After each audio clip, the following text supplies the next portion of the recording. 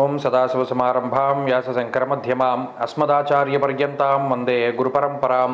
జ్యోతిషశాస్త్రాన్ని భావితరాల వారికి ప్రసాదించిన ఋషుల యొక్క పాదపద్మాలకి నమస్కారం చేసుకుంటూ, అలాగే నాకు ఈ జ్యోతిష విద్యని నేర్పిన గురువర్యులు జ్యోతిష బ్రహ్మ కీర్తిశేషులు శ్రీ ఈరంకి సూర్యనారాయణమూర్తి గారు, సూర్యశ్రీ దైవజ్ఞ గారి యొక్క పాదపద్మాలకి నమస్కారం చేసుకుంటూ, ఓం శ్రీ మహాగణాధిపతి నమః, శ్రీ గురుభ్యో నమః, హరి ఓం. వీక్షకులందరికీ నమస్కారం. జూన్ నెల 23వ తారీఖు లగాయితూ 29వ తారీఖు శనివారం వరకు ఉండేటువంటి గ్రహగతుల ఆధారంగా ద్వాదశ రాశుల వారికి ఈ వారం ఏ విధమైనటువంటి శుభాశుభ ఫలితాలు కలగబోతూ ఉన్నాయో ఈ కార్యక్రమం ద్వారా తెలుసుకుందాం. అందులో భాగంగా ఈ వారం ఉండేటువంటి గ్రహగతులను గమనిద్దాం.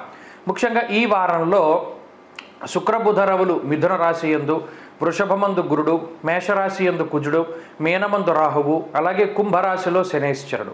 వారం చివరిలో బుధ శుక్ర గ్రహాల యొక్క మార్పు ఉన్నది. కేతువు కన్యారాశిలో సంచారం చేస్తూ ఉండగా చంద్రుడు ధనస్సు మకర కుంభాల యందు సంచారం చేస్తూ ఉన్నారు. ఇటువంటి పరిస్థితుల్లో ద్వాదశ రాశులకు ఏ విధమైనటువంటి ఫలితాలు కలగబోతున్నా తెలుసుకుందాం. అందులో భాగంగా వృషభ రాశి వారికి ఈ వారం సాధారణమైనటువంటి గ్రహస్థితి గోచరిస్తూ ఉన్నది.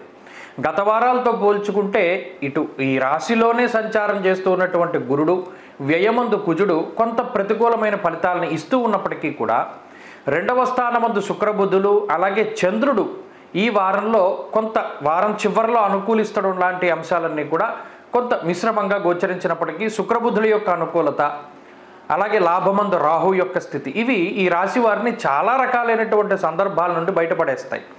ప్రత్యేకించి మాట ఎంత నిదానంగా మాట్లాడితే అంత మంచిదిగా ఉంటుంది. ఎక్కడా కూడా మీ యొక్క స్థాయి కానీ, మీ యొక్క ప్రతిభ కానీ, మీ యొక్క శక్తిని మించి ఏ పని కూడా మీరు ఒప్పుకోకూడదు. ప్రధానంగా ఈ వారం చేయవలసిన పని అది.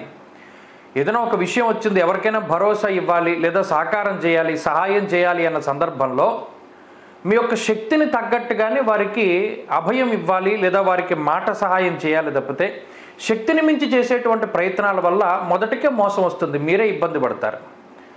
ఈ గ్రహస్థితి ప్రత్యేకించి నిష్ఫలం కృషి వాణిజ్యం ద్వితీయ స్థానగే రవి అన్నారు. ఏ పని చేసినప్పటికీ రవి ద్వితీయ స్థానంలో ఉండడం వల్ల ఆ పనిలో సారం ఏమి ఉండదు, అనగా ప్రతిఫలం ఏమీ ఉండదు.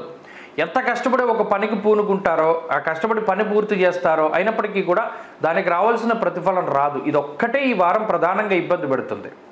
అలాగే జన్మగురుని యొక్క దోషం వల్ల, వ్యయ కుజుని యొక్క దోషం వల్ల ప్రత్యేకించి ఈ రాశి వారికి పాపార్గళం అనేటువంటిది ఏర్పడింది. దీనివల్ల శారీరక పీడ అధికంగా ఉంటుంది, అనగా శరీరం ఎక్కువగా కష్టపడము, ఎక్కువ శ్రమ పడుతూ ఉండడం లాంటి అంశాలు, ఇంటి భోజనం చేయకుండా బయట భోజనం చేయడము, ప్రయాణాలు ఎక్కువగా చేయడం లాంటి అంశాలు కనబడుతూ ఉన్నాయి. ఆర్థికంగా అయితే ఇబ్బందులు ఏమీ కూడా కనబడడం లేదు. ప్రత్యేకించి మీకు కావలసినటువంటి ధనం సకాలంలో వస్తుంది, ఉపయోగపడుతుంది. ఆర్థిక ఇబ్బందులు ఏమీ కనబడడం లేదు. ఆరోగ్యపరంగా మాత్రమే కొంత జాగ్రత్తగా ఉండాలి.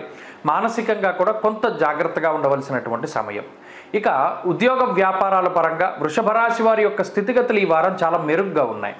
అనగా ఉద్యోగంలో ఎదుగుదల కానీ, లేదా ఉద్యోగ పరంగా మార్పు కానీ, లేదా ఉద్యోగంలో అన్నీ కూడా సావకాశమైనటువంటి పరిస్థితులు ఏర్పడడం కానీ, ఇలా ఉద్యోగపరమైనటువంటి చికాకుల నుండి బయటపడతారు. అలాగే వ్యాపార లాభానికి అవకాశం ఉంటుంది. విద్యార్థులకి గ్రహస్థితులు చాలా అనుకూలంగా ఉన్నాయి. స్త్రీలకి కూడా ప్రత్యేకించి ఈ గ్రహస్థితి మానసికమైనటువంటి సమస్యల్ని దూరం చేస్తుంది.